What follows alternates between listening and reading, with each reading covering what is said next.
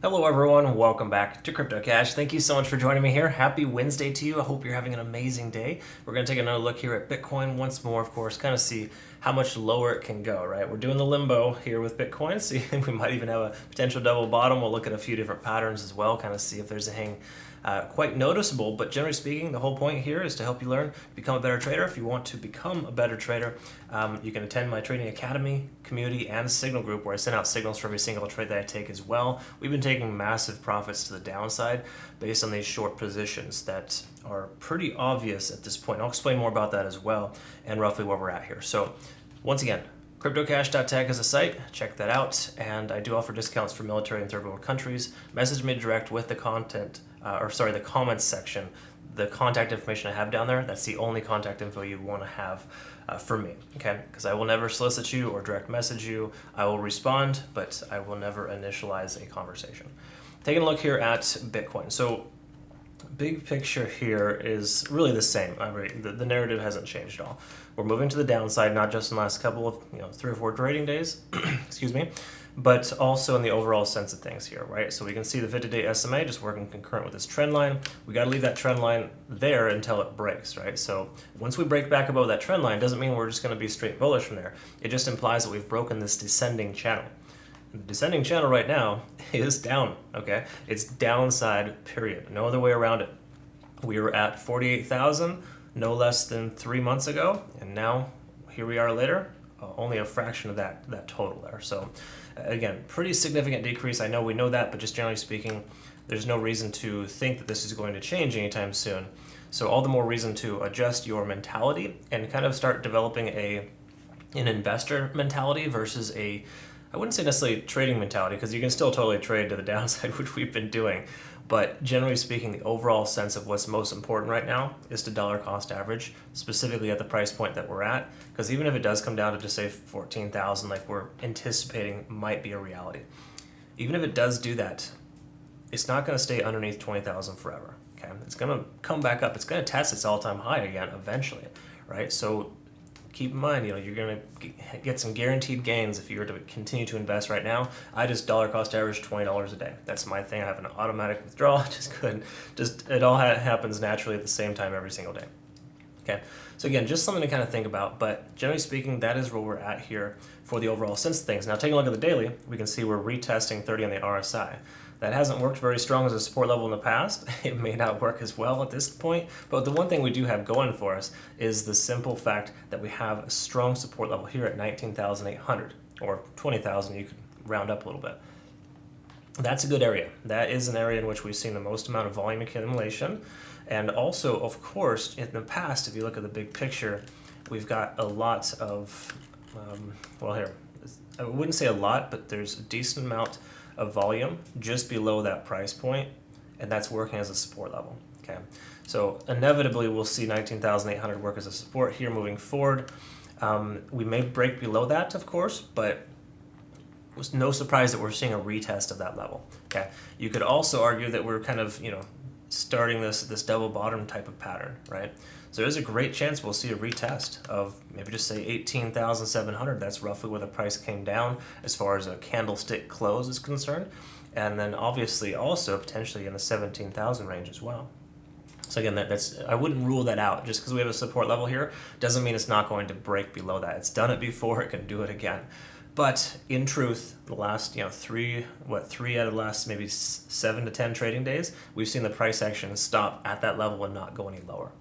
So there is potential, again, that we hold this range between the current price point of 20,000 and just say 22,000 as a round number, and you could potentially be able to see the price just continue to jump up and down between that level, with occasional wicks up and down.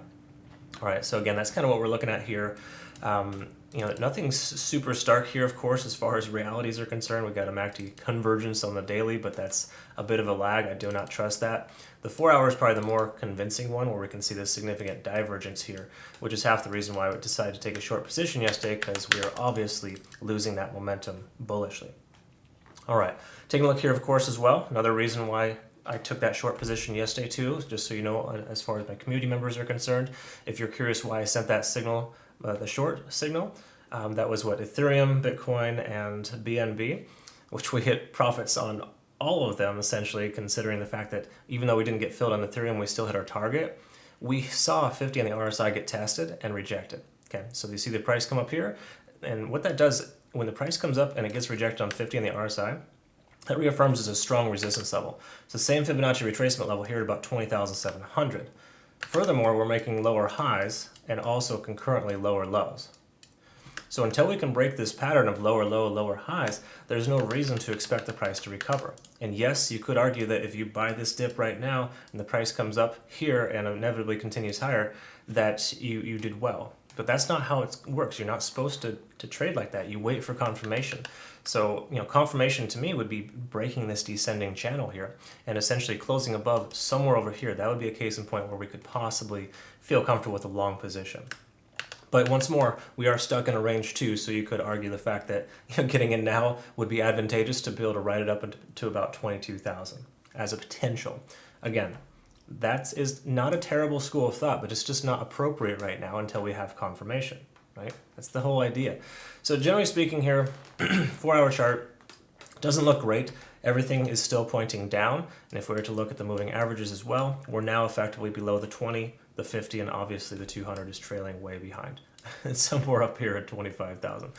So generally speaking, again, not looking fantastic. The 4-hour does translate to the daily, and what that's doing is that's just continuously printing us lower lows.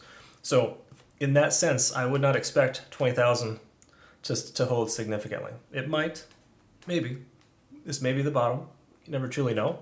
But it does look like it wants to retest this level, and the more often you retest a level, more likely it is to break. This is the third attempt in just say roughly 10 trading days. So, 1 out of every 3 days, essentially, we're averaging a retest of 20,000. And that to me is a pretty,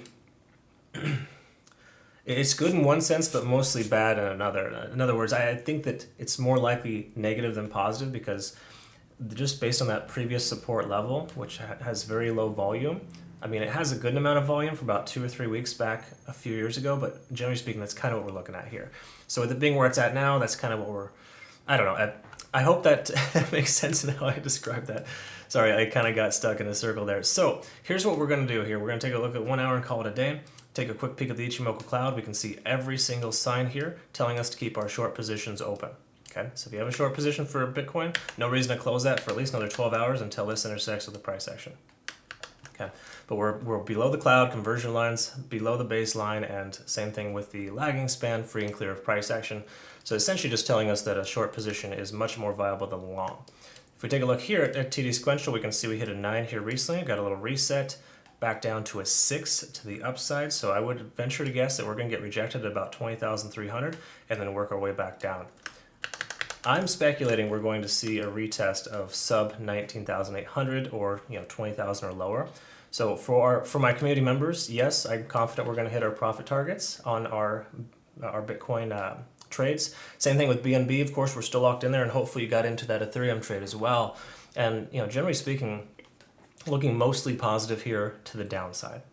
Again, we want to keep a positive mental attitude, right? So it's not like it's all doom and gloom, the price is going down. No, it's a better opportunity to average your price down and to potentially take a short position if you have that option and to maximize your benefit. That's essentially what we've been doing consistently for the last 48 to 72 hours ever since this downtrend has occurred. So again, really good stuff here in that sense, but again, the sky is not falling. This is par for the course. It's very standard stuff. We could once again be setting up for a double bottom, and that could effectively put us in the right position because this trading pattern, double bottoms, they're pretty successful. In other words, I think 70-80% of the time on average, it's a pretty high average. They're going to, when they actually happen, they continue. So in other words, if we do come down here and kind of bounce, there's a great chance we're going to come up here and retest this trend line at the very least. Okay, so I'm looking forward to seeing what happens here with that. But it's a little too premature to tell.